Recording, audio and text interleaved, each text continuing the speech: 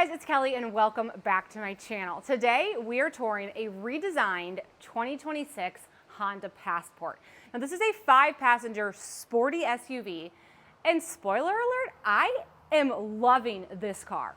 If this is your first time joining me, hey, I'm Kelly and I'm the car mom. I review cars for moms and for families. I'm a mom of 4 and I'm a certified child passenger safety tech. Let's get started. So the Passport has always been a car that I recommend, mainly because of its size. I have a lot of my audience who's looking for a big 5-passenger car. They don't want the 3-row, they don't want the price tag or the size, but they want a lot of space, and the Honda Passport can offer that. Now, what the redesign has brought is a beautiful exterior. When they redesigned the Honda Pilot back in 2022, I was so impressed with how they brought it back boxier and sportier, and now they've done the same thing with the Passport. It's even more aggressive. It's giving off-roading. I honestly think it's Honda's best looking vehicle right now. Now this is the Trail Sport trim. So again, this is the more off-roading version. You've got the bigger tires, you've got the skid plate, you've got the hooks up front, you've got these roof rails, and a lot of nice black accents. I also think this orange color is honestly good looking. It's kind of like Honda's version of the Bronco, right? Like you can see it's very angular, it's very muscular. It's kind of giving like what the Nissan Xterra used to look like. Let me know in the comments below what you guys think of the exterior. And let me just tell you, the interior gets even better and even more family friendly. You're gonna love this car. Let's take a look at the back end though. So they keep it simple. It's very flat back end. It kind of looks like the Honda Element, if you remember that car. I don't hate it. I also am loving, this is now the second or third car I've seen do this recently, where there's like embossing the Passport into it. It's subtle, it's good looking. I love this car. Okay, so here's a shot of me in the driver's seat of the Passport. And this car is very similar to the Pilot, right? It's basically is and it's not like a 2-row version of the Honda Pilot. But you keep a lot of those like fun, family-friendly features. And what I'm talking about is the door panel. Okay, so take a look at this. It's cubbies galore, right? Love that. A cup holder in the door, I think yes. I think yes. We've got memory seats. Pop our trunk right here. Full digital dash, which is a nice upgrade from the Honda lineup. Heated steering wheel on the Trail Sport trim. And then we go into our 9-inch display. Actually, this is a 12-inch. This looks like a 12-inch display. It's okay. It's okay. Let me get you to the other side. Okay, we have heated steering wheel on this trim level. Also some nice contrast stitching and some good contrast leather. We've got the black with the brown, the Trail Sport, the orange. I kind of actually like the orange touches that are kind of throughout this car, even on the drive modes. It looks right there. 2 great size cup holders, a great size center console, some nice storage here. And I like that this is kind of grippy too. I mean, not only does it look good, but I think it would also probably be helpful in keeping things in place, I'd hope. Wireless charger, 2 USB-Cs. I'm not sure what this is for. Don't totally get that. And then we have our climate control. So overall, I think I would describe Honda's infotainment system as par. It's fine, it's average. I wish this screen would be a little bit more integrated. It kind of feels a bit like an afterthought, but I do like that they've pulled out our climate control and it's knobs and it's easy. At the end of the day, this is just easy.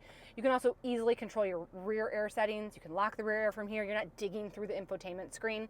Heated and ventilated seats on this Trail Sport trim level, which is nice. Oh, here's another little ledge. Look at that. I love when the passenger has a place to put something. But besides that, I think it's a fine infotainment system. We have a panoramic sunroof. Oops, I always do this. Well, you'll get the gist. Lets in a lot of nice natural light. It's a big car. It's a big 5-passenger car, and I think you'll feel that when you get in the car. But when you compare this to something like the RAV4, the Subaru Forester, it feels so much bigger. I have more legroom. It's wider. It's more comfortable. It's more trunk space. So I'm really, really impressed. I would say this is much more comparable to something like the Atlas Cross Sport as one of those bigger 5-passenger cars, the old Ford Edge. Loved her. Not all manufacturers are going to have, I think, a comparison to this, because if I think about, let's say the Chevy lineup, for example, it's bigger than the Blazer. It's bigger than the Equinox. They don't really have anything between the Equinox and the Traverse. So not all manufacturers are going to have this type of car, and I wish they did, because I do think there is a market for these bigger 5-passenger cars, and they have a lot of nice things to offer. I mean, this can be a good off-roading car. It's more masculine. It's a good dad car. I'm genuinely shocked how much I appreciate the upgrades. Now that I just think it's so much more stylish than the outgoing model, it's gonna be such an easier car for me to recommend. Okay, so the second row of this car is great. It's a 3-across machine, which is so refreshing for the 5-passenger market. You have 3 sets of lower anchors, 3 tethers, and I fit a pretty complicated 3-across setup back here. I wanted to really push this car to the limit. So you can see we have an infant seat, a convertible seat, and a booster seat. And what makes these more difficult is the booster seat's a little bit wider. The infant seat's installed with latch. So it's not like I just fit 3 of these Graco Slim Fit 3 LXs with the seatbelt installed. I did kind of push this car to the limits, and I wanted to show that it could fit not only like one 3-across combination, but multiple 3-across combinations. And it's kind of that car that can grow with the family. So as someone goes to a booster, you don't have to worry about them having access to the buckle. This car is going to do a good job. Now, I still would recommend doing a slim seat in the middle to do this 3-across fit, but I don't think you would necessarily need slim seats on the outboard also. So honestly, A+ for the car seat setup. I'm really impressed. And the amenities don't stop there. Sunshades, which in a 5-passenger car is a rarity, so I liked that. Door cup holders, good storage here. You even have a little leather phone pocket up here, and then another leather back pocket there. Heated seats in the Trail Sport trim. I mean, it really just has a lot to offer the second row. Okay, so here's a shot of me in the second row of the Passport next to a car seat. I could definitely buckle. The buckles are also, I want to show you this. This is what makes a good 3-across car. The buckles are flexible, so I can kind of move them in and out of the way as needed, and that will also make it a lot easier for booster age children or adults back here. When they're like, rigid and stuck in the seats, it's not it, you guys, it's not it. I don't know why more manufacturers can't figure that out. Okay, I think I mentioned the heated seats, so that's a winner on the Trail Sport trim.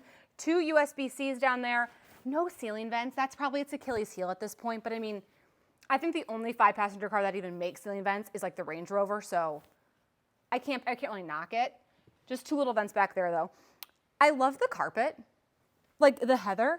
There's just something really, this is gonna sound so stupid. There's something really homey about it. Like it feels comfortable. It's a nice wide bench. The car is so boxy and squared off that we have a lot of good room. It's a deep seat, I'm comfortable. So again, when you think about a car that can grow with the family, this is a comfortable second row. I have this seat set for myself. I'm almost 6 feet tall.